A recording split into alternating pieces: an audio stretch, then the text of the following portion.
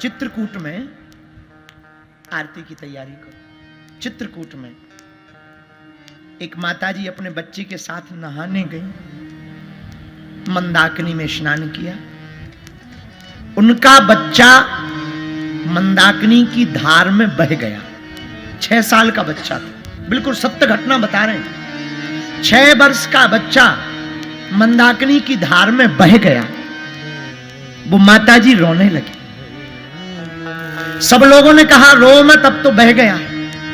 वो कूदने लगी, अब नहीं मिलना है, बहुत तेज धार है, अब चलो वापस। गोताखोर आए, बालक नहीं मिला। उन माताजी ने मंदाकिनी के किनारे बैठकर और हनुमान चालीसा का पाठ करते हुए कहा, हनुमान जी अगर तुम सत्य को हो तो तुम्हें हमारी भक्ति की सौगंध है, हमारे बच्चे के प्राण वापस करवा दो, हमारे बच्चे को ढूंढ दो। भैया ये कथा कल्याण पुस्तिका में छपी सत्य घटना है। देखते ही देखते उतनी तेज धार में बहती हुई मंदाकिनी में न जाने उस शाम के समय कहां से एक मोटा सा बंदर आया, पेड़ से कूद करके मंदाकिनी में गिरा और बच्चे की बाह पकड़ करके बाहर निकाल करके ले आया। माता जी की आंखों से आंसू आ गए। बच्चे को गले से लगा लिया और गले से लगाने के बाद में वो बोली हो या ना बोली हो, हम तो ये कथा पढ़ करके बोले, चारों युग परताप तुम्हारा है परिसीद जग के उजियारे। आपका चारों युगों में प्रताप है। हनुमान जी का माई बाप चारों युगों में प्रताप है। इसलिए मेरे पागलो आप सब कुछ करो, पर मेरी प्रार्थना है आप हनुमान जी की भक्ति करो। हनुमान जी के जैसा पृथ्वी पर कोई दूसरा देवता नहीं, प्रत्यक्ष देवता है। और मेरे पागलो हनुमान जी की भक्ति का मतलब हनुमान जी को अपनी कामनाओं की लिस्ट पकड़ाना नहीं है। हनुमान जी की भक्ति का मतलब है हनुमान जी के चरणों में अपने आप का खो जाना, उनका हो जाना। याद रखना, मजदूर जब मजदूरी करता है तो उसे धन प्राप्त होता है। कब? जब वो मजदूरी करता है। लेकिन बेटा बिना मजदूरी किए हुए पिता की संपत्ति को पा जाता है। मजदूर को संपत्ति मजदूरी करने के बाद प्राप्त होती, पर पुत्र को बिना मजदूरी के संपत्ति प्राप्त होती है। उसी प्रकार हम अगर हनुमान जी के साधक बनेंगे, पुत्र बनेंगे, भाई बनेंगे, बेटा बनेंगे, तो हमको बिना मजदूरी किए ही हनुमान जी महाराज जय जय करने लगे। इसका मतलब ये नहीं कि तुम कर्महीन हो जाओ, तुम कर्म मत करो, पुरुषार्थ करो, पर फल की चिंता मत करो। तुम्हारे माथ पर अगर बजरंग बली का हाथ होगा तो तुम जहां भी जाओगे फतेह करके आओगे। करता नहीं मैं कुछ भी, मेरा नाम हो रहा है, मेरा आपकी कृपा से सब काम हो रहा है, मेरा आपकी कृपा से सब काम हो रहा है, सब काम हो रहा है। करता नहीं मैं कुछ भी करता नहीं मैं कुछ भी, मेरा नाम हो रहा है। तुम साथ हो जो मेरे, किस चीज की कमी है, तुम साथ हो जो मेरे, किस चीज की कमी है। हमें और अब किसी की दरकार भी नहीं है, हमें और अब किसी दरकार भी नहीं। अगर तुम तुम्हारे साथ हो, अब किस चीज की कमी है?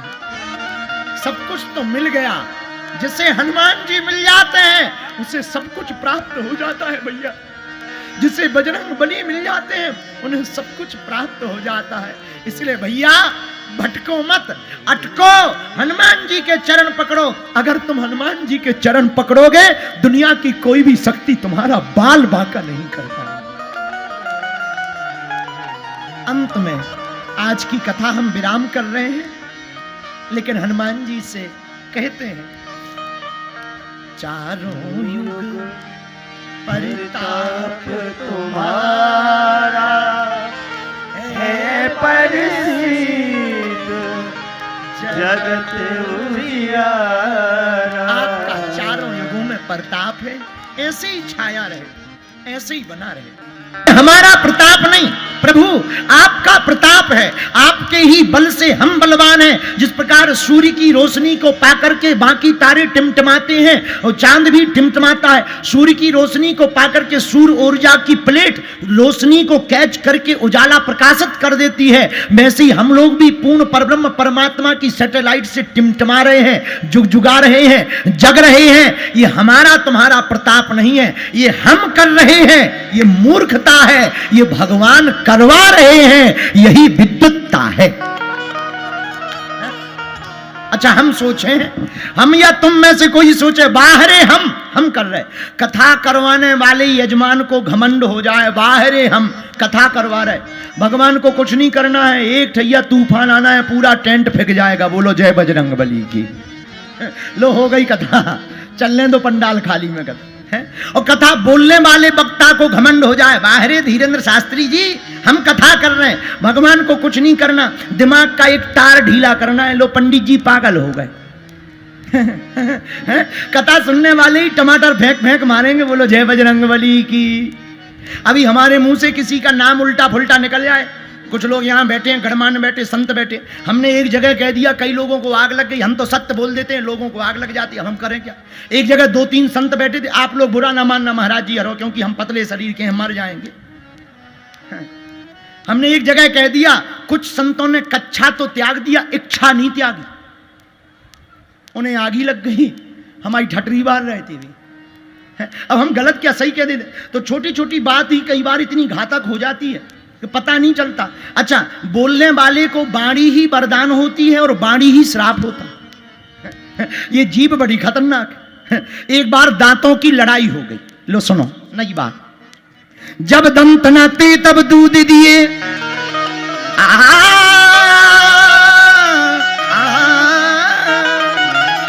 जब दंत न थे तब दूध दिए, अब दंत भये तो को अन्न भी दे हैं। जल में थल में पशु पक्षिन में सबकी सुध लेत, सो तेरी भी ले हैं। जान को देत अजान को देत, जहान को देत, सो तो को भी दे हैं। और रे मन मूरख सोच करें क्यों, सोच करें कछु हाथ न आई है। एक बार दांतों की लड़ाई हो गई जीभ से। जीभ भगवान से शिकायत करने गई। महाराज हनुमान जी से शिकायत कर रही जीभ। किसने शिकायत की? विभीषण ने हनुमान जी से शिकायत की, तब जीभ ने शिकायत की। विभीषण जी ने कहा सुंदर कांड में, जिमि 10 नन्हि महु जीभ बिचारी। जीभ ने शिकायत की हनुमान जी से, महाराज हमारी तो बुरी दुर्दशा है। जीभ, जीभ जानते हो इसको जीभ कहते हैं। जीभ ने शिकायत दांतों की हनुमान जी से। क्या बात है? जीभ बोली महाराज हम एकदम नरम दल की, दांत एकदम कठोर, इन दांतों के बीच में भोजन का कोई तिनका अगर फंस जाए तो हमें बैठा नहीं जाता है शांति से। जब तक वो निकल नहीं जाता तब तक हम वहीं जाकर के उसे कुरेदते। लेकिन ये दांत इतने निकम्मे हैं कि इनके बीच में अगर हम फंस जाएं तो ये बिना काटे नहीं मानती। महाराज हम तो इन दांतों का भला सोचते हैं, पर ये दांत बड़े निकम्मे हैं, क्या बताएं। और महाराज जीभ बोली अधिकार हमारा मुंह पे ज्यादा है। हनुमान जी बोले कैसे? जीभ बोली जन्मते ही हम आए, दांत तो बाद में आए। अधिकार हमारा ज्यादा है, सत्ता हमारा चलना चाहिए, पर अपनी मनमर्जी और हिटलर शाही चलाते दांत। हनुमान जी बोले जीव चिंता ना करो, तुम तो वो दुर्दशा करवा सकती हो कि 32 में से एक भी नहीं बच सकती। बोली मतलब? हनुमान जी बोले अगर कोई दांत तुम्हें ज्यादा हैरान करें तो तुम उल्टा सीधा मुंह चलाने लगता, और किसी के मुंह से अगर किसी को गाली निकलने लगे तो एक भी दांत मुंह में नहीं बचते हैं। बोलो जय बजरंगबली की। तो जीव का बड़ा खेल है, इसको कहते हैं रसना। क्या कहते हैं? हिंदी साहित्य में इसका नाम है रसना, संस्कृत का शब्द भी है रसना। अंग्रेजी में क्या कहते हैं? टंग। अब जो भी हो, अंग्रेजी चूंकि हमारी बहुत ऊपर लेवल की है, हमारी इतनी खतरनाक अंग्रेजी है कि अंग्रेजी भी सुनकर आत्महत्या कर लेते हैं। हाँ, इसलिए अपन अंग्रेजी बोलते ही नहीं है। अपनी अंग्रेजी जब हमने शुरुआत में सीखी थी तब 4 शब्द, yes, no, very good, thank you, झंझट खत्म। हाँ, हाँ, इतने 4 शब्द सीख के हम लंदन में हनुमान जी का बंधन करवाया है। वहां की पार्लियामेंट में भी प्रवचन कराया इन्हीं 4 शब्द के चक्कर में, yes, no, very good, thank you. और हम तो देख रहे थे वहां विदेशों में तो अंगूठा का कमाल है, कुछ भी बढ़िया काम हो जाए। हम भी बुंदेलखंडी आदमी, सबको एक दिखा तो हम डबल, भाड़ में गाओ लो। वहां तो लंदन में एक और था, तुम लोगों ने कैच किया हो ना किया हो, हमने किया, कुछ भी उल्टा हो जाए ओ अपन ने भी सीख लो। तो एक हमें वहां मिला लंदन में आदमी, बोले आप अंग्रेजी क्यों नहीं सीखते हैं? हमने कहा अंग्रेजों से बोलो ये हिंदी क्यों नहीं सीखते? हमारा लफड़ा थोड़ी है, इन्हें प्रवचन सुनना है, हमें थोड़ी सुनना है, इन्हें हिंदी सीखनी चाहिए, चमत्कार हमें थोड़ी देखना है, इन्हें अपनी लोगाई का नाम जानना, मन की बात जाने, इनसे कहो ये हिंदी सीखें। ये हमारा थोड़ी प्रॉब्लम है, हमें नहीं, इनको कहो कि हिंदी सीखें, अपना थोड़ी प्रॉब्लम। बोलो जय सिया राम। तो जीव को कहते रसना। क्या कहते हैं? बोलो। जीव को कहते रसना। ये रसना जीव का ही स्वाद है। भोजन, आज हम सुबह कह रहे थे भंडारी जी से, भोजन मुंह तक आवे तो बिना स्वाद का, और गले के नीचे भी बिना स्वाद का, भीतर जाकर के सब मिक्स हो जाता है, लेकिन जब तक जीभ में है तब तक स्वाद है। पूरा खेल जीभ का है। पिज्जा बढ़िया है कि नहीं ये गले से नीचे पता नहीं लगता और बाहर पता नहीं लगता, मुंह में ही पता लगता है। और पिज्जा तो भगवान ही बचाए, हनुमान जी बचाए, हमारा तो पिज्जा नाम से बहुत ज्यादा हमें दिक्कत है। हम लंदन में थे तो हमें वहाँ के एक यजमान जी लिवा गए, बोले चलो आपको पिज्जा खिलाएं। हमने कहा चलो देख लेते हैं, खाना नहीं है, हम खाते नहीं है, हम भगवान बचाएं। हमने पिज्जा देखा, अरे राम राम राम, हम तो देख करके अटैक आ गया। पिज्जा रखा और उसमें सफेद सफेद सा डला,